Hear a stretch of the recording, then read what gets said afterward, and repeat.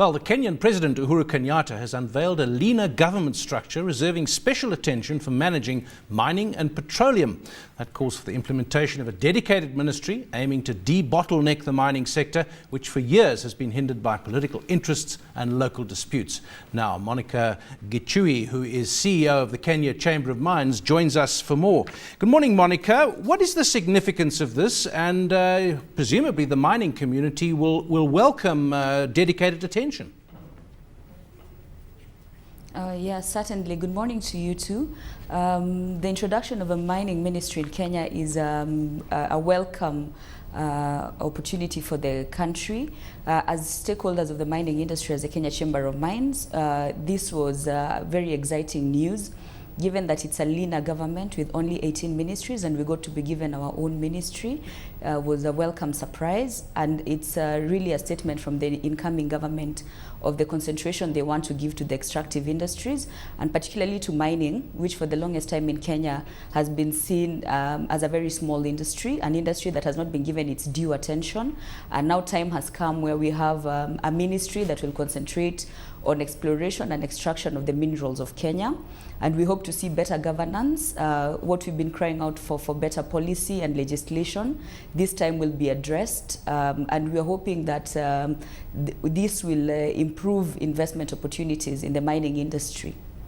Well, it's a political problem rather than your problem. Governments normally get bigger. It's not common that they get smaller. 44 ministries down to 18. So that's an issue that perhaps is interesting in its own way. But give us the context for the Chamber of Mines. It's not a term that one has used too often before, the Kenyan Chamber of Mines. How many members do you have? What are the issues that have been identified by you that need attention? Okay.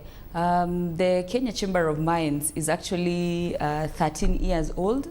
We've been overshadowed by the Kenya Chamber of Commerce, and so many people do not know that we have a specific chamber for mines.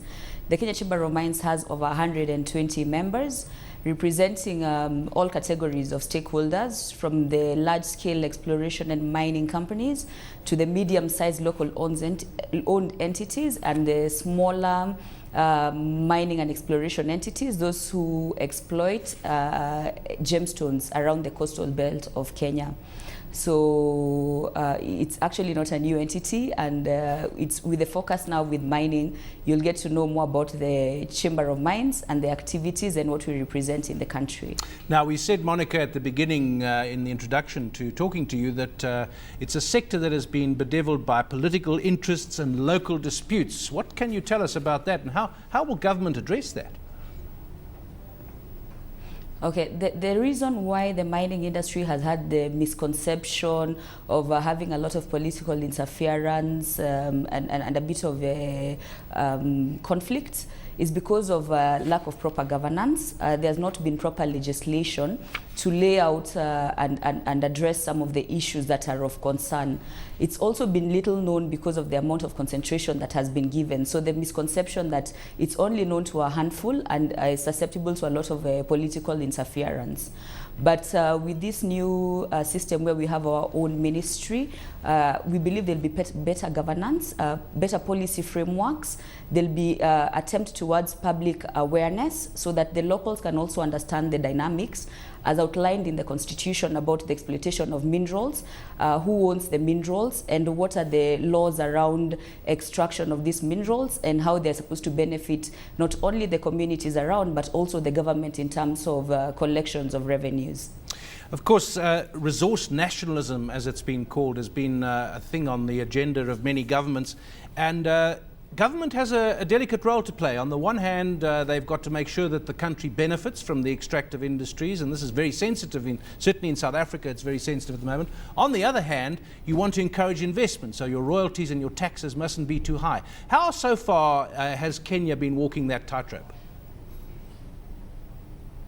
Okay, there's been a lot of discussion about this. We had a former minister who always talked about a win-win situation where everybody needs to win, where government must collect its taxes from this industry.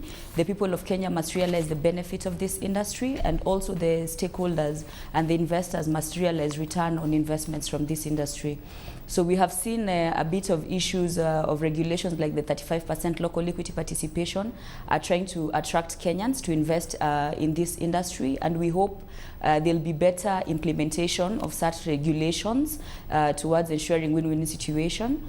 We've seen introduction of taxes that industry has deemed not to be very favorable.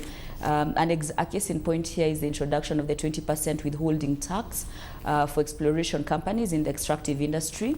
So we are calling for better implementation of such policies and taxes, so that as we aim to ensure everybody wins in this equation, it is done within proper guidance and frameworks and with consultation with all involved stakeholders.